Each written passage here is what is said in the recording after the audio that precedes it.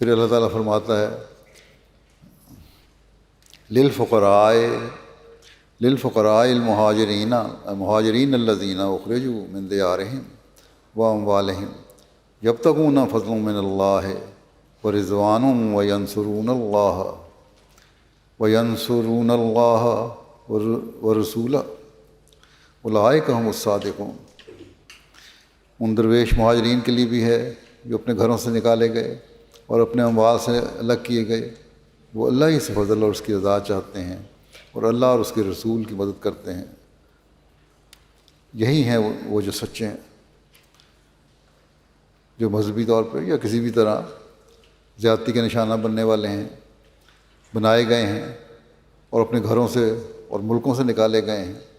ان کی مدد کرنے کے لیے بھی توجہ دلائی تاکہ وہ اپنے پاؤں پر کھڑے ہو کر معاشرے کا فعال حصہ بن سکیں۔